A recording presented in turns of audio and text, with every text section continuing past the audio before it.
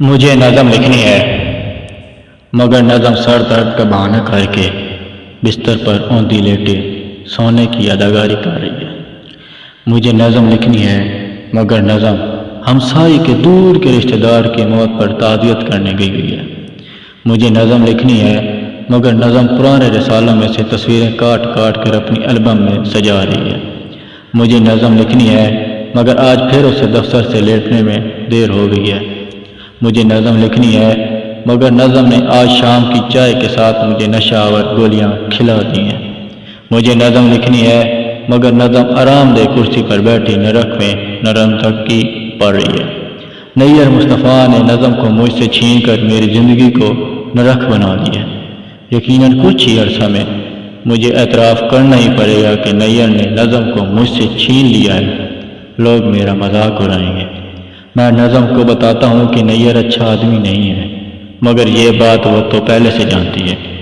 میں اسے بتاتا ہوں کہ وہ تمہیں کوئی خوشی نہیں دے سکے گا، وہ ہنسنے لگتی ہے۔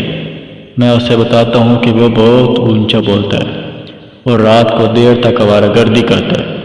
وہ منہ دوسری طرف پھیر لیتی ہے۔ میں اسے بتاتا ہوں وہ ایک لادین آدمی ہے۔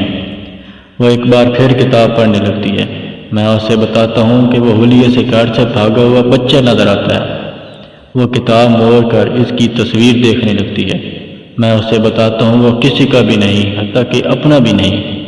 وہ اٹھ کر بیٹھ جاتی ہے۔ میں اسے بتاتا ہوں کہ وہ ایک بدرو ہے، اس نے تو کچھ ہی عرصہ پہلے خودکشی کر لی تھی۔ وہ خاموشی سے سنتی رہتی ہے۔ میں اسے بتاتا ہوں وہ شیشہ چبانے اور کافور کی گولیاں نگلنے کا عادی ہے۔ میں اسے بتاتا ہوں وہ اماموس کی راتوں میں پرانے قبرستان میں خنرات میں تیزاب پی کر چڑیلوں سے ہم بستری کرتا ہے۔ میں اسے بتاتا ہوں کہ وہ اتنا زہریلا ہے کہ مچھر اسے کاٹ لیں تو سوج کر مینڈک بن جاتے ہیں۔ میں اسے بتاتا ہوں کہ وہ ایک باکسر ہے جو خود کو گھونسے سے مارتا رہتا ہے۔ میں اسے بتاتا ہوں کہ اس کی عمر ہزاروں سال ہے اور تمام مذہبی کتابوں میں اس کی صحبت سے بچنے کا ترس دیتی ہیں۔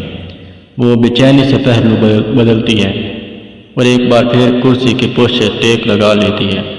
میں اسے بتاتا ہوں کہ وہ ایسا لڑکا ہے جسے کبھی بھی کسی لڑکی نے بھائی بنانے کی کوشش نہیں کی۔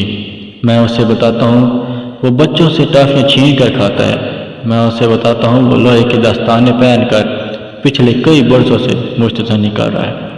نظم نے غصے سے میری طرف دیکھا اور پاؤں پٹکتی ہوئی کمرے سے باہر نکل گئی۔